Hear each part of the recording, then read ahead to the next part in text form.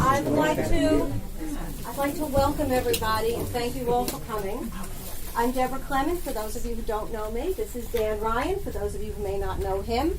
And first, I'd like to acknowledge Tim, the bookshop owner, because he generously lets us use this space. Yeah. Hey, Thank you. If you were not familiar with this bookstore, please, keep it in your travels if you're going to buy some books, and we like to patronize our local stores. I had sent out originally to my astrology group, a little spirituality group, a little survey asking for topics, and what would you like to see? And even when I got different, every single person who responded listed the law of attraction. So that's one of the reasons that we're doing this tonight, because I try to, we aim to please and try to respond to the topics that you're interested in. And also, from my own experience, what I found with the law of attraction is that in theory, I think a lot of us get it. But in practice, when it comes to really applying it and making it a way of life, like that. And I related to it because when I was in school, I spent years learning theory, all about legal theory. And I passed the bar, and I knew all this legal theory. And then I went to work in an office, and I had to apply this theory. And I ran into this obstacle that was called motion practice, because I was never taught how to draft these motions. I had no idea what pendente lite mentor was, and I had to learn that. And I found with the law of attraction, I got the theory right away, but when it came to actually applying it, I would be stuck, or I would do it, on and off and on and off. But one of the things we hear, we see whether it's Wayne Dyer or whomever talk, and we hear their stories, and they're very inspiring. But when we hear them, they're already at that pinnacle of success by the time we hear them. And so I wanted to talk a little bit more. I wanted Dan to come because I know him a long time, and he's, to me, a law of attraction success story that I want to bring to you. And just my own experience, and for those of you who know me, I just want to share this, that back in August, I created a vision board. And I had a goal to write a book. And I thought, well, I took all the pictures of all the Hay House authors. I figured, hey. And I slapped them because I was going to write an astrology book. So I put them all on my vision board. I take my photograph. I slap it right in the middle. And I just threw it there. And I had Louise Hay. And I had Glynis McCann, who's a numerologist, up there. And then I went to build my website. And I started doing things. And I get an email from Glynis McCann, numerology. I'm on her mailing list, telling me, I'm going to be on the radio on contacttalkradio.com. So I go and I check it out. And the long story short is that in December, I premiered on Contact Talk Radio. I broadcast every Friday night with an astrology show. And the way it turned out was that Glynis just left us, but it would say Glynis McCann's next show, Deborah Clement. I swear, exactly like on my vision board. So then I said, well, I want to write a book. So I took out of, Hay House, meet the top authors, took the row. Again, I covered somebody's face, like maybe Wayne Dyer's, who knows, I've slapped my picture on it. So, and I leave it, and I start, keep doing my work, and, well, I get an email from my station manager who says, guest opportunity. And it's Ariel Ford. Now, I don't know if you're familiar with Ariel Ford. I kind of knew the name, but not really. Ariel Ford is really a publicist. Now, she wrote a book, The Soulmate Secret, but she's a publicist who literally launched the careers of Deepak Chopra, Neil Donald Walsh, Jack Canfield, did publicity for Louise Hay, all of the Hay House people. I wrote her publicist. I said, please, I have the show. My clients, my guests would be interesting, everyone. And I got her. And so I interviewed Ariel Ford. And to me, I thought, wow, look at this. And then they gave me Gay Hendricks. I'm trying to get Jack Canfield. So this Friday night, I'm interviewing Gay Hendricks on my show. Again, he was associated with Hay House. And do I attribute this to my vision board? I absolutely do, because I say, here I am, in Lynbrook, New York. I've got this radio show, but it's not like I was well known. And suddenly, these people that I've got on my board are appearing, and there are a few others I'm working on, James Von Pra, and whether or not we'll get them all, we'll see. But I absolutely attribute it to the vision board and to the law of attraction. And I know Dan from years way back in the day. I worked in real estate, and I didn't really work in real estate because honestly I was terrible at it, but I did show up at the office. And and we would have these meetings, and this was in the mid-90s. And everyone would be talking about goals, and I'd be sitting there, thinking, when is this meeting going to end? And I would hear Dan Ryan at some point always say, Think and Grow Rich. Napoleon Hill, Think and Grow Rich. And I used to think, there's a shiny object.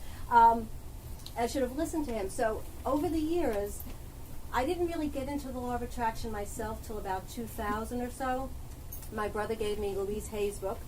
And I went down to Florida for a week-long course, and I was trained in it, and I went through the whole thing. But over the years, as I got involved in it, I would think of Dan and his Think and Grow Rich.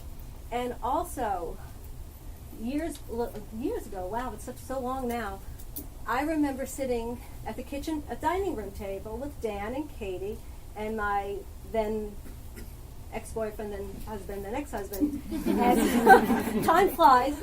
As Dan laid out this plan, this vision of a business he was going to create with virtually nothing at the time, really with no resources. He was counting on a little bit of resources, and he'll tell the story, but as soon as he started, sort of disappeared.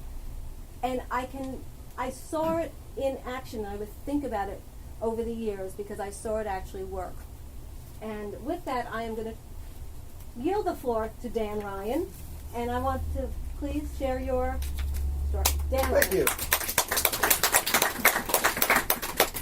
First of all, it's very exciting to be here. I really haven't done this before. So, and I can tell you, being here to even talk about this is actually a manifestation of something that I have been an intention for me for a while, to share my story and how it works for me and how it could possibly help other people. Because I do, believe helping others is a big part of my life. And by helping others, you can't reach out and help somebody else without helping yourself. So what I'm going to do here, well, first of all, I always like to just get quiet for one moment, everybody's quiet, and just ask the Spirit to, awaken within me and hopefully within you, whatever spirit you follow, just so that maybe you'll hear something that might help change your life. And, I know many times it has for me, so we'll just call upon the Spirit.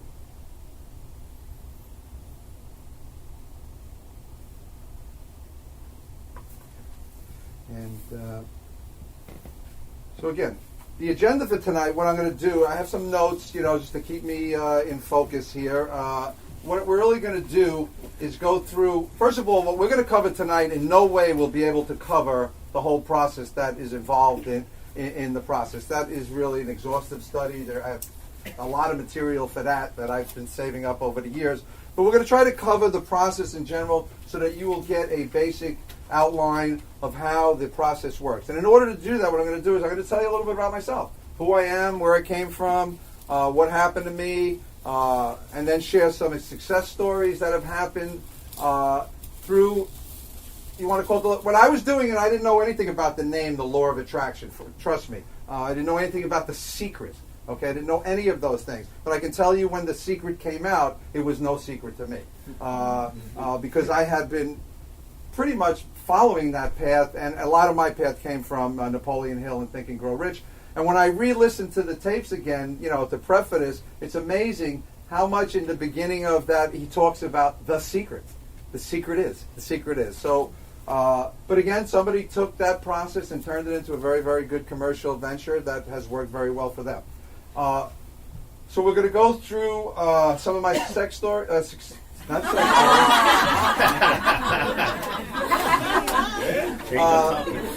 That's another class. And then we're actually going to go through the process of how the process works, the things we've laid out in here. So that's at 10 o'clock. The other side. So, and then we're going to open up for questions and so forth, and go from there. And then we're going to pass around a sign-in sheet if you'd like to sign in for. I do send out a daily email with uplifting messages and so forth. Quite some of the people here know what it is, and so if you wanted to get on that, you can. And then we'll ask for an evaluation whether it was helpful for you or not. Part of my intention is hopefully this will roll out into something in seminars and so forth down the road. And either way, we'll just see where that goes. That's an intention thing. First of all, my path, okay? I am a firm believer in, mostly all of our lives, it stems from the childhood and our family and our friends, where you grow up. And we basically are taught certain things of what life is about, whether it is you have to win, it's all about getting and things like that. So, and I was typical of a lot of people I knew at the time. I was into sports, and I had a very strong desire to win. I had to win, and I had a lot of success at it as a child, a teenager, and so forth. That's where I was at. That's what I wanted. School was secondary to me. Things that I could understand in class and so forth. Studying, I had no use for studying. So it was all about winning. That's where I was at. And you know what? I was pretty successful as an athlete, and won quite a few things. So, and I do believe, not knowing how the process works and how focus and intention works and all that stuff, just happened to come naturally to me to think. The problem that occurred, I was typical child of the 60s and the 70s, and what else came around was sex, drugs, and rock and roll. And what happened to me is that my focus started going on to partying. And that's where I found myself being. And what happened to me is that eventually became somewhat of a problem for me. But looking back now, knowing that all I think about was the weekend, the party, the girls, and this and that, and it was showing up in my life. Okay, I didn't know why. I just know that's what I wanted. I could look back now. And pretty much that's what my whole teenage years into the 20s was all about. I did wind up getting a job in the Wall Street area. Finished high school, didn't go on to college. It was just too much of a hassle to go. I had no money at the time for a very poor family. So I got a job down at Wall Street. My boss took me to the bar the first week I was there. I felt at home. And I was a driven person at that time. I wanted to succeed, and I actually was succeeding. I was moving up the ladder. I moved up the ladder over the years because I really had focus. I really would out hustle everybody and do what you had to do. Again, not knowing that there was some connection to what I was thinking about and so forth. I just thought I was just terrific. You know what I mean? And I was just succeeding because I was Dan Ryan and full of myself. Okay. But again, what happened to me during that process, the focus on the other curriculums of alcohol and all its cousins that go with it started tearing me apart. Okay, and I found myself being like a dual person, trying to work and trying to maintain an addiction that really became overwhelming for me. And I went through that process as well as following the Irish rhythm method and having 3 kids in 4 years, one of them who's here. Just became obsessed with that type of thing. And it wound up destroying my business career, which I actually had moved up the ladder, but it just became overwhelming for me. And eventually what happened was, in my early to mid-30s, I literally became a mess, a real mess, to the point where I couldn't even maintain my job anymore, my marriage. Everything started falling apart. All I could think about was drugs or alcohol, and that's all I focused on. And the more I focused on it, the more it came. Okay? And then also with that came physical addictions and so forth. So I wound up in the first time I tried to get myself together, it never happened. So it basically took a couple of times, and then in 1987, okay, to speed along, I wound up in the streets. Okay, so I lived in the streets of all of 1987 and wound up in a homeless shelter up in Graymore. Okay, as a result of what had happened to me. Now, looking back now, okay, and through the study and understanding what happened to me and getting help through different programs and so forth, I came to understand that my main problem centered in my mind. Okay, and that's how that ties into today and what we're talking about. So, and I didn't understand any of that. All I knew was that I had destroyed my life, had lost my children, lost everything, lost all my self-worth, everything about myself, and was laying there pretty much in the gutter, and I couldn't figure out how this happened to me. But when I laid hold of this truth, that I was responsible for where I was, wasn't my parents, wasn't my environment, wasn't anything else. Maybe they had some impact. It was what I focused on, what I thought about, It was in there. So my main problem turned out to be my mind. Okay? Now, the beauty about that, which I always like to say, is out of every adversity, there is a seed of equal or greater opportunity awaiting you, no matter what bad thing happens to you. So my biggest collapse turned out to be my greatest achievement, because it's turned my whole life around. Because of that problem, I started seeking and to try to find out how I could become a better person, how I could change my life around. I had no idea of what the secret was, what the law of attraction was, what anything was. But I went on a mission, okay? I was able to put aside the consuming of the things, so that wasn't becoming a problem. And I really literally just went about figuring, I just started reading everything, okay? Road Less Travel, Og Mandino books, scriptures, big book, all the different things that I needed to do. And I just became obsessed. People used to say to me, what the hell has happened to you? I think you got hit in the head with a Bible.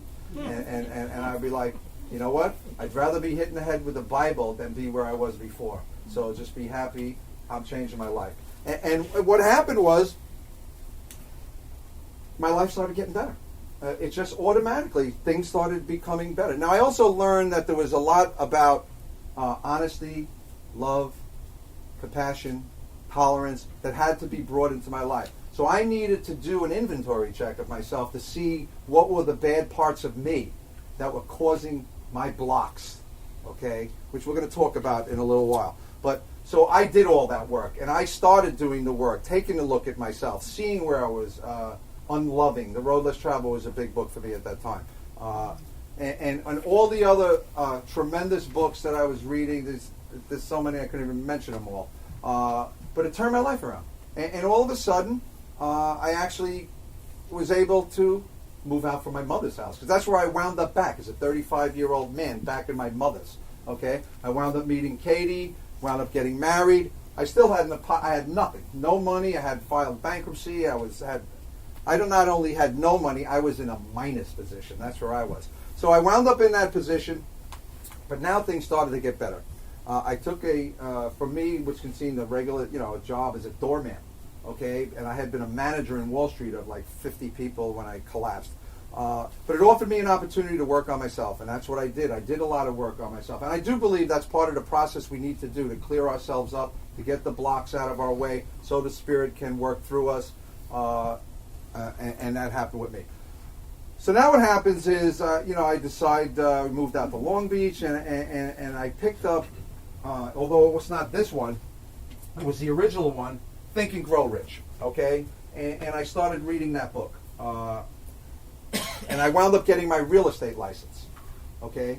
And again, had no money, but was able to buy a house with 3% down. This one house is about $100,000, and the 3% down we had to borrow from somebody to get. So, but was able to do that.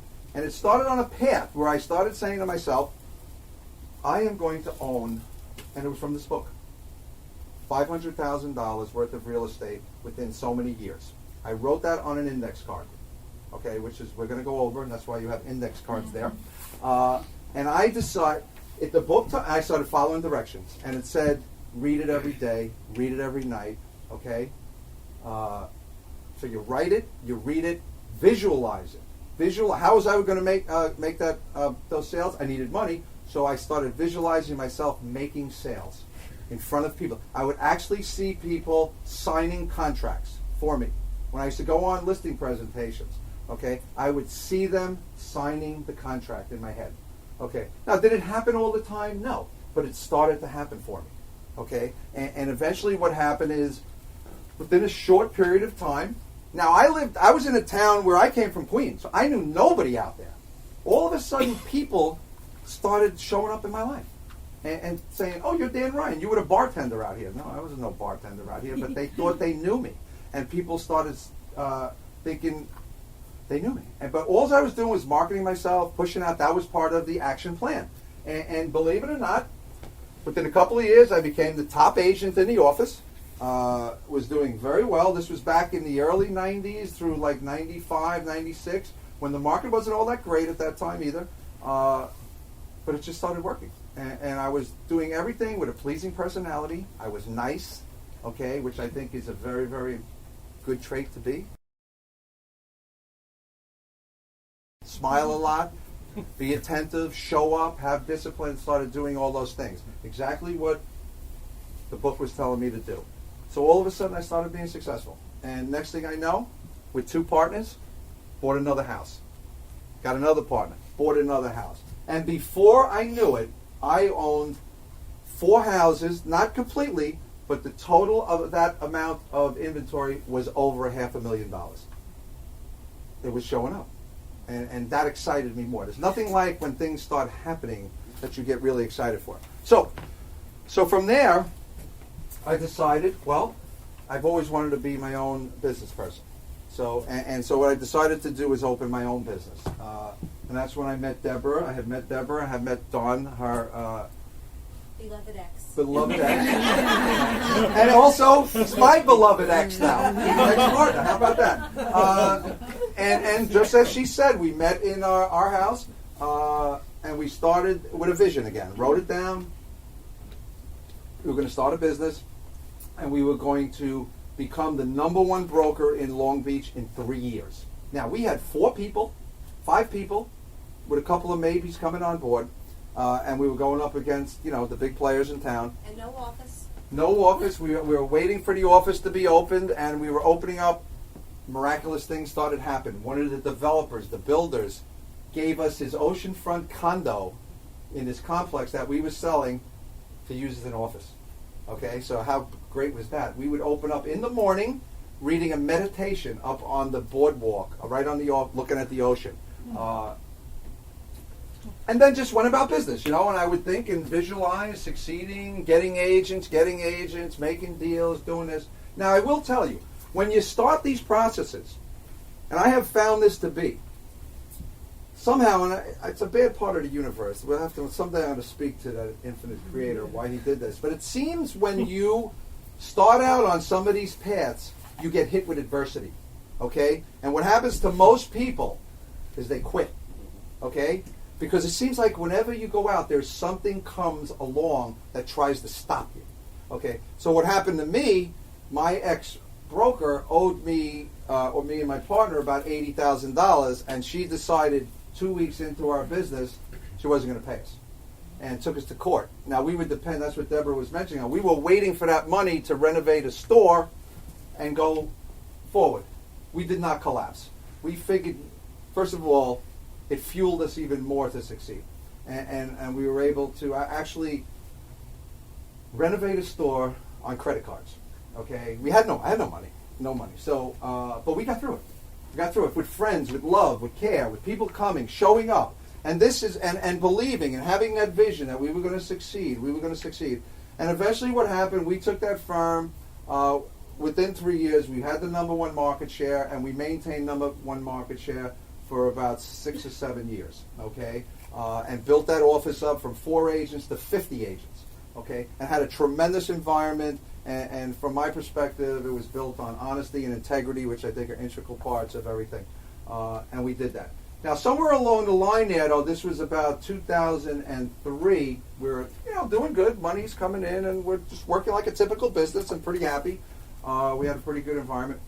I sensed something was happening in the market that could eventually be a problem. I don't have deep pockets, so we were making money, plenty of money, but not, certainly not wealthy by no means. And I sensed that there was an opportunity to maybe, there's nothing like building a company from nothing and selling it and making some money, especially when what's the value of a real estate company in theory is just the people you got. And I started now making another intention. I'm going to sell this company and make a big profit out of it, and then I'm going to move on and do something else. And I had to go after it. Again, a lot of things came to knock that down, knock it down. But I didn't give up, and I stayed at it, and eventually I brokered a deal with a major company and sold my company for quite a fee, which most people think it's even more than I got, but it was a pretty good fee. And I like them to think that. But it was certainly much more money than I had started out with. And but what happened was we sold our company in August 2005. So you want to talk about karma and good timing? I was at a New York State convention where the national economist was saying the market peaked in 2005 in August, and I'm sitting there going, it's the month we sold. Okay, so I'm sorry I created this problem in the housing market. Okay, so but it just, good things were happening. It just seemed to happen that way. And what happened was, and I wound up getting a job with the company that I was working. So it was a pretty, a very, very successful story to happen with that. Now, let me just follow that other one. So now, I skipped one thing else. What happened was, because when Deborah was talking about, I'm a big, motivating, try to speaker in my office to my sales agent, push them, motivate. I read a lot of motivational stuff, and I like to spit it out. I don't make it up. I'm a good plagiarizer, and just use it. So there's nothing wrong with that. But it's to get people to go, to believe in themselves, to go. And what happened is, to show these people that it could work, I made a pledge in front of my office. You were there. Yep. Right? You were there. And I said that within 3 years, okay, to show you that this works, okay, and it's not just pie in the sky, I will become the president of the multiple listing of Long Island. Okay, it's a 26,000 member organization. Anybody deals with a broker, and I said I will become that president. Okay, and that will show you that it works. And sure enough, now it took me some work for that to happen. I had to get put into the right positions, schmooze with the right people, put my name up there. It happened. I became the MLS president in 2005, the same year I sold my company.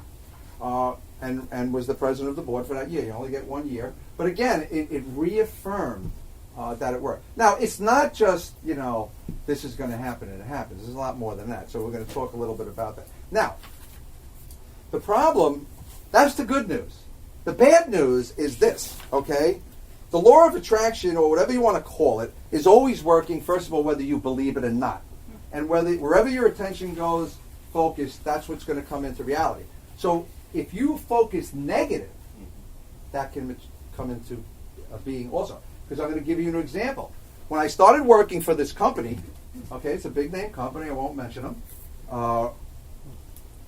I didn't think they were using me properly, okay? They moved me out of the area that I was in, which was a mistake, which I believe they regret this day. But they put me in another area, and I felt there was a lot of politics going on, and the people that were there before me resented me. I just felt it.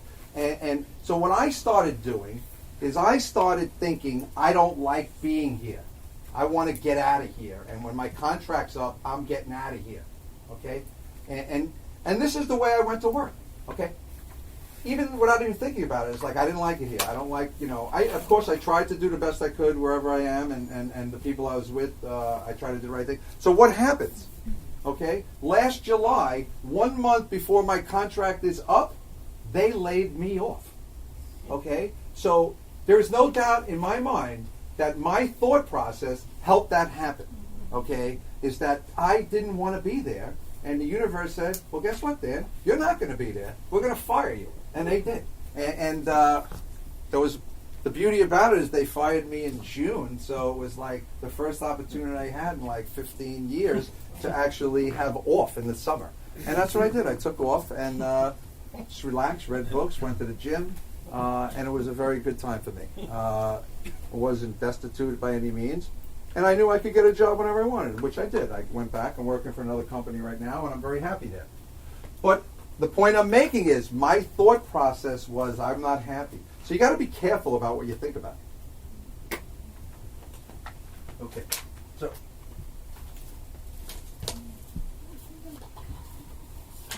now we're going to talk pretty much about the process. How does it work? Okay. Now my answer to that is it works just fine. There's no doubt about this process works, and I know Deborah gave out some affirmation things, but you have that sheet that has the 4 bubbles on it. I'm going to kind of talk about each one of those a little bit, okay, because I think they're important. And I'm here to tell you, if you get nothing out of this, and you get one thing out of this, it'll come through these things we're going to talk about right now, okay? And the first thing that I like to always say is the starting point of all achievement, okay, comes with definiteness definiteness of purpose. Okay? You must be sure about your purpose. Okay? And you need to combine that with a burning desire to succeed. Okay? That's where it starts. Okay? I was focused on my company, making it top, and I was not going to stop until it happened. So I needed that clarity. That comes from clarity. You need to be specific, okay? And you got to make, many of us are not sure what we want, okay? So you're going to see when we talk about the second thing here, sometimes you might need to do that first, okay, to get where you're at, okay? Because confusion, if you have confusion in the clarity area, okay, you're going to be sending mixed messages to your subconscious mind, which is where a lot of the action takes place. That's what starts working out into the universe, the infinite mind, whatever you want to call it. This is not religious or any means. The bottom line is there is a power, and I'm not it, okay? But I have the power to tap into it because it is within me through a connection. Okay, and the key about having your clarity is you don't have to have all the details or how you're going to get there. Okay, you just need to have the vision point where you want to get to. The rest will come along because you might have to make some changes along the way as curveball comes or things come or what you think is the way to get there. If you're operating in the proper vein, the universe might bring somebody into your life to help change it or this and that, so you might have to make some adjustments as you go. So, but you do want to have a definite purpose of where you want to be, okay? Because really, you're only going to get what you ask for, okay? And you got to be careful. Now, you need to think big. Don't ask for little stuff. But again, you need to be realistic, okay? Don't put such a, I want $10 million by the end of the year. Okay. Well, so do I. But the chances of that happening, unless you hit lottery, are pretty nil. But you could have some. You could say, I want to have $1 million within 2 years or whatever. But again, you want to have some sort of plan for that. Okay. Now, I'm a big believer in self-awareness, personal inventory. Okay. I do believe we need to go within, or else we're going to go without. Okay. I do believe that strongly. With all my heart, okay? That there's a process of taking a look at ourselves, tapping into that, and clearing away what I call spiritual cholesterol, okay? And that basically, are you angry? Are you resentful? Are you a blaming person? Are you judging? Are other people getting in your way, okay, all the time? It's their fault. You need to take a look at yourself. Okay? Because those things are hurting you. There are blocks to the spirit, from my perspective. Okay? The problem is, you might get what you want without doing that, but I believe, from my experiences, whatever you get when you have that type of internal order will not bring the peacefulness that I seek. Peace is important in my life. Money's very important. I've had no money, and I've had money. Having money's better. No doubt about it. But money without peace in your heart is not good enough for me. It ain't going to work. So I need to clear those things up. So I really think that's a very important aspect in my life that it's helped open me up, is to take the time to do inventory. And I do inventory on a daily basis. I constantly look at my relationships, and every day I have to tell my wife all the things that I do wrong to her and so forth. But it is important every day to review where you're at with people. Was I self-centered today? Was I giving? Was I loving? Did I have a pleasing personality? I believe that that's important. Now, how do we get to that point? There's many ways to get there. There is meditation, of course. You could understand your astrological chart, okay? Which yoga. What's that other one? Reiki. Okay. Massages. Any form of anything that will help clear your channels is a good thing. Walks on the beach. It's very important to do these type of things in your life. Exercise, okay, so that you're keeping your channels open. I believe that's very important. And you want to get to the point, for me, it was getting to the point of integrity, love. Am I living in compassion, with tolerance? Do I have a giving of service? Am I giving of service which will bring harmony into my life and lead to that way? I'm a firm believer when you're operating from that perspective, amazing things start occurring in your life. Amazing things start occurring. Okay? So So I believe it all depends on where you're at right now. Some people here might already be there, so now you just want to focus on the clarity and set out the what you want to do, which we're going to talk about in the action plan. But you want to have where you want to be, okay? But only you can tell me that. Only you can tell yourself. Do you want to be a great gardener? Do you want to be better in tennis? Do you want to attract somebody into your life and be a faithful spouse? Whatever it is, whatever you want to do, only you know that, okay? And you need to take time to think about it. Don't just, I want this, I want this, I want that, and have no plan. It's just going to get you nowhere, okay? So again, those are two very important things. Now, this is a critical one, faith. Okay? Because all the intentions in the world that you put into your heart, not so much into your heart, but I want this, I want that. If you don't mix that with faith and emotion, it's not going anywhere. The subconscious mind reacts from emotion and a strong state of belief. What is faith? Faith basically is a state of mind. Okay? It's a belief that you just keep thinking about and you reaffirm. That is my faith. I believe it. I believe that I am a successful person. I believe that I am a worthy person. I believe that I am worthy of other people. I believe that I will succeed. I see myself with money. I see myself getting healthier. I see myself. I am healthier. All these things. You need to believe this. Now what happens is you need to believe it to the point where it gets from conscious mind to subconscious mind. Because a lot of us, what we do is, I believe I'm going to win, and unconsciously it says, you'll never win, you loser. You'll never win. You'll never. You're Murphy's Law. It'll never happen for you. And if you don't think those things are in your subconscious, they are, because they might have been beaten into you by your parents. You're a loser. You'll never amount to nothing. That has been drilled into your computer. Okay? You need to exercise those demons. You need to get them out. Because they're in there, and believe it or not, sometimes we don't even know, but that's where that static comes. That static of belief comes inside our minds, and we need to clear that. I'm a firm believer that we are all worthy, beautiful children of an inspired creator, whatever you want to call it. I don't follow any particular religious belief, but I do believe we're all connected to God, and I deserve, just like the prodigal son talks about when the prodigal son comes back and the father throws the big party and this and that, and the other son's upset, and what does he say to the other son? Everything you wanted was here at any time you wanted. There's such an abundance for all of us. Okay, the world is in recession right now, right? But God is not in a recession. Okay, there is no recession. In fact, recession periods are probably the greatest periods of time to turn your life around, because there's tremendous opportunity out there to succeed.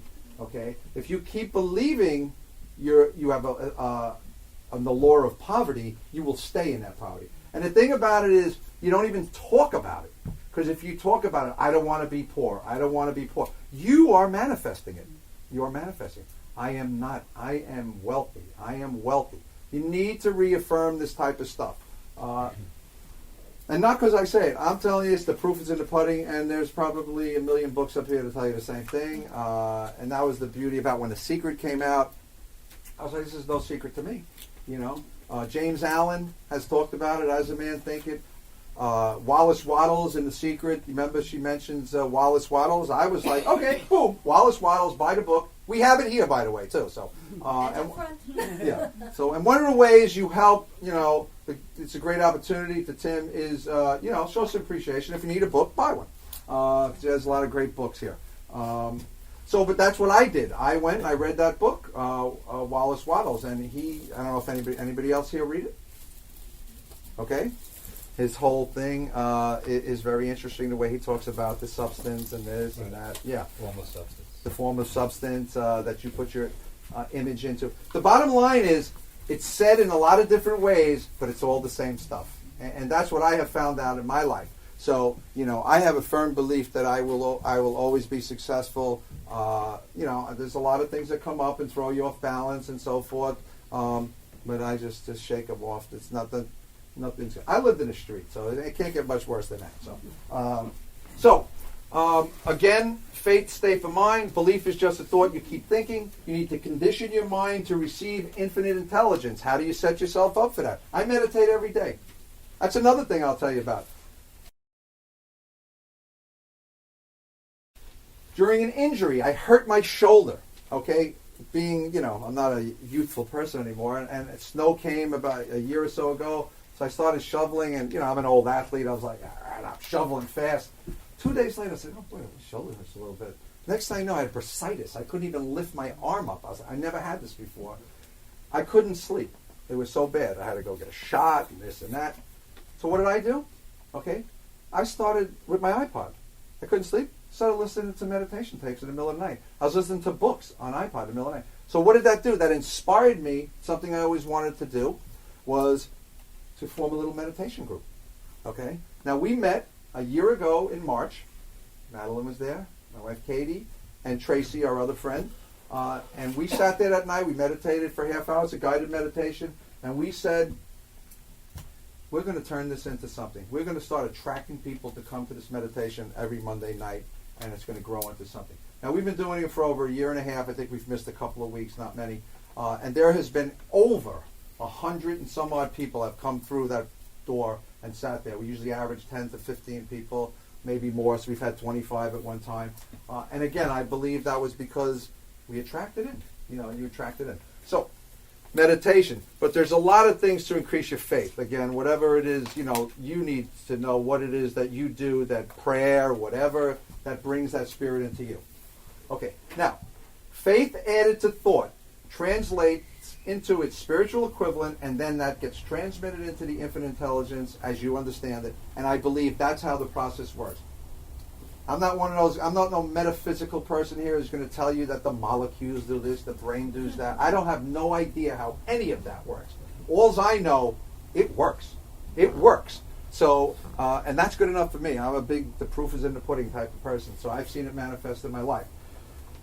PMA, we like to call the positive mental attitude. You must maintain a positive mental attitude in everything you do, okay? You need to keep smiling. You need to stay up. You need to believe, I'm going to succeed. You need to say that. I am a successful person. God is within me. God is within me, okay? Because that is the blender, okay? The faith combined with your thought process and clarity, that's the blender that actually goes into motion and creates the things. All of a sudden, people start showing up in your life that start helping you out. Now, and the old saying, whatever the mind can conceive and believe, the mind can achieve. And there's great proof in that also. Now, so how do you do all this stuff? Okay? What's the action plan? Okay? Deborah gave you a great sheet there with affirmations that, if you get nothing out of it, you have something there. It's very easy to fill in whatever you want to just fit in those words. But the answer the difference between who it's going to work for and who it's not is who's going to do it. Who's going to stick with it? Because it might take 2 years, 3 years for it to happen. Thomas Edison had 10,000 failures before it happened. If you read through Napoleon Hill, especially the new 21st edition, which we have many copies back there, they go through Bill Gates, they go through all of these people. Ray Kroc, he's what, the McDonald's guy. 50-something years old when he started that, okay? There's a lot of people in their 50, 60 years old that have turned their lives around. So, gives hope to all those old fogies here. You can still come up with something, okay? And you can be very young and come up even better to do it when you're younger. But it doesn't matter. You can do it. But you need to stick to it. Because what will happen is the storm is going to come in. Try to knock you off balance. I don't know where it comes from. You want to call it Satan, the ego, the dark side, yin, yang. It doesn't matter. But it comes, okay? And all of a sudden it tries to knock you down. You're not worthy. You'll never succeed. It's not for you. It's for the other guy. And what will happen is people give up. Oh, this is too hard. Blah, blah, blah. I'm not meant to be. I hear people all the time. I never win anything. I never win anything. You know what I say to them? And you're correct. You don't win anything because that's what you want. That's what you're saying. You know what you hear from me? I win everything. Okay, I always win. I always win. And I do win a lot of things. I believe it or not, I win a lot of raffles. Why? I don't know. But I believe in everything that happens, I'm going to win. That's the way I look at it. They're going to pull my number out. I'm going to win. I'm going to win. I'm still waiting for the lottery. It hasn't happened yet, but I'm going to win it. I'm going to win that lottery. So what are we going to do? First of all, you need to put it into action, right? You need to have a pleasing personality. To me, that's crucial. When I hire people that work for me, the first thing I say to them, look, we can teach you everything you want to know about real estate sales. Anything sales, you can sell anything. You need to be kind. You need to be nice. If you're not nice, I don't even want to work with you. If you're not nice, no good. Got to have a pleasing personality. You need to be grateful. You need to smile a lot. You need to put your affirmations on your index cards. Now, nobody could say they don't have index cards. We gave them you. Okay? You have 3 index cards. 2. All right. You have 2. You don't want too many intentions anyway. Okay?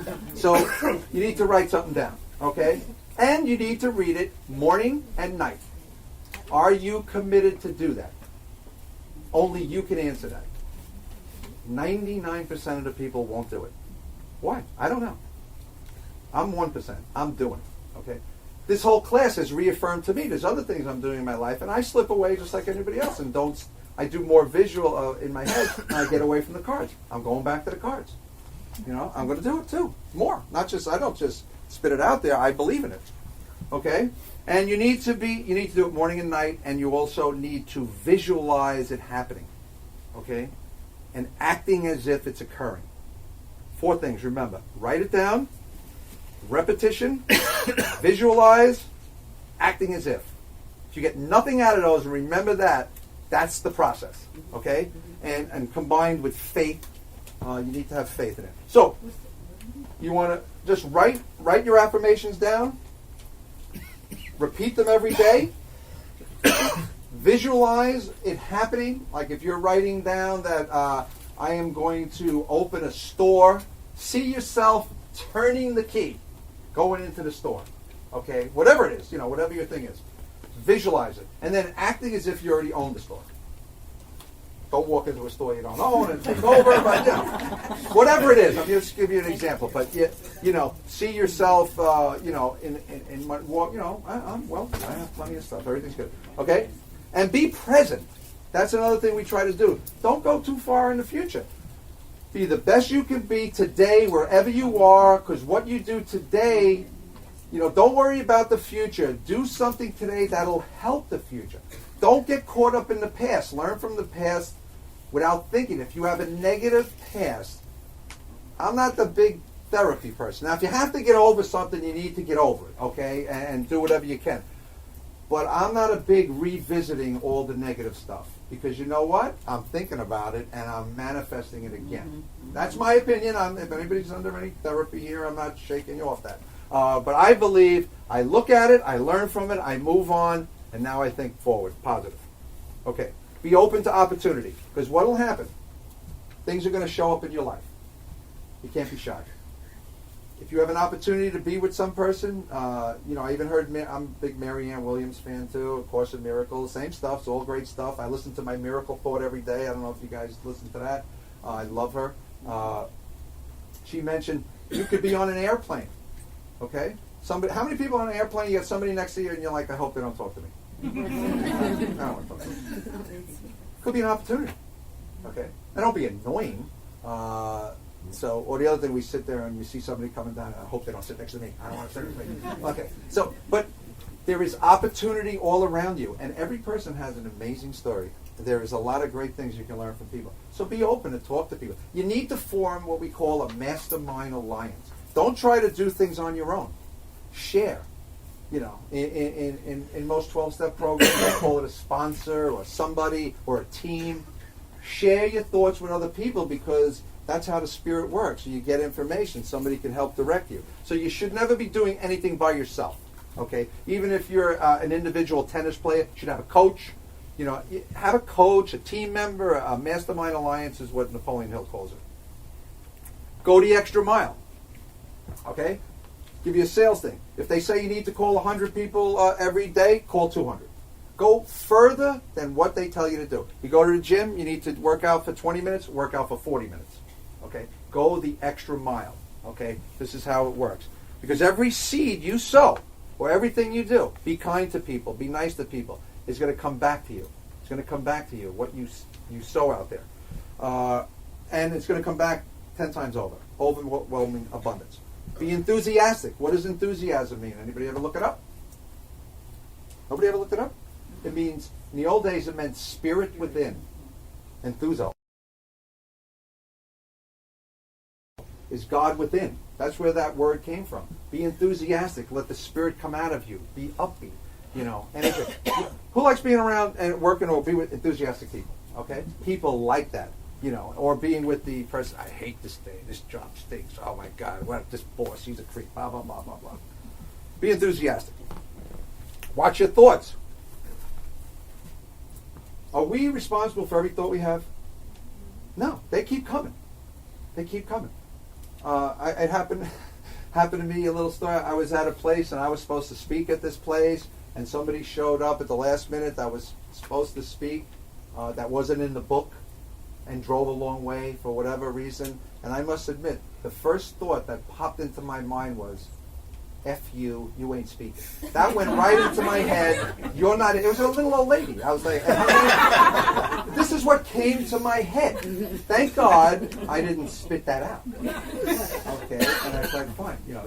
Obviously you should speak. Okay, but this is what happens to us. Thoughts keep coming. Okay, so if you have negative thoughts, doesn't mean you're a bad person, but you need to focus on how to discard them and focus on positive things. And that takes work. Okay, it takes discipline to do that because, how many thoughts you get a day are unbelievable. They just keep coming and coming and coming. So you need to just work on slowing the mind down. I always liked, and actually learned this from Dawn, was the longer period from the moment of stimulus that your response is, the better the response will be. Because normally if a stimulus occurs, the first response that I learned was, boom, okay? And that's not a good response in today's day and age. So I pause when agitated, stop, think, make your action. But focus. How do you stay focused?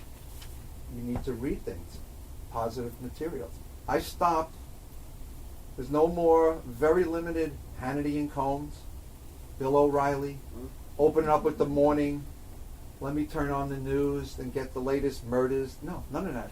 Now it's like, take the iPod, put the headphones, Marianne Williamson, Kelly Howell, Napoleon Hill, positive stuff, just music. That's how I start my day. And I have found that has changed my life. I do believe the early morning, late evening is the best time when our minds take this type of stuff. And look for a solution in every adversity that comes along. There is a seed of, as I said before, of an equal or greater opportunity in every adversity. What is it? Now that seed might take a while to nurture. And and there's going to be many things. You're going to say, well, what about death and this and that? Nothing's going to take the place of the person who died or anything like that. But there is something you can do to yourself to learn from it, help somebody else, do something. Look for the seed of something that will help. And I guarantee you can find it in everything. And then the final thing really is you need to work on everything. Physical, mental, financial, spiritual well-being. Take care of yourself. The better you take care of yourself, the better you will become a vehicle that is open, less blocks, allows the Spirit to come through you, be a channel, and help all other people. So that's my story. Hopefully that was helpful. Does anybody have any questions? Yes. When you were talking about the job, you kind of weren't so happy. Why didn't you say, I love my job and I love these people, they treat me well, I will finish my contract and go on my way? Because I'm human, and I did not do that. I should have done that, right? But what was happening is, and I'm going to be very honest, this is what I'm talking, I'm just like anybody else, okay? I was even saying that to myself, I'll do the best I can, but internally, my subconscious wasn't buying it. And I didn't really believe that. I knew I was unhappy there, and I couldn't even convince myself of that. So, what you're saying is correct. I probably could have, but I didn't.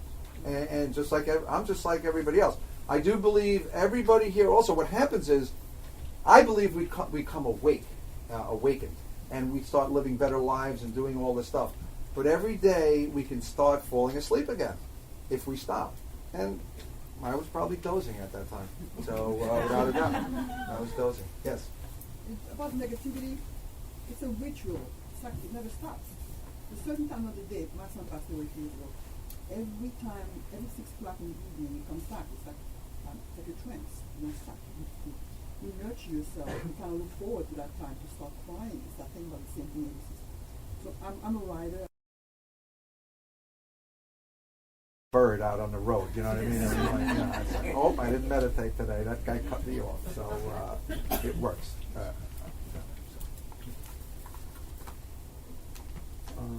Any other questions? Okay, we have the thing going around. We do have a survey there going around, so if you can just let us know. Names on them. You don't have to put your name on it. And I hope it was helpful for everybody, and certainly good for me.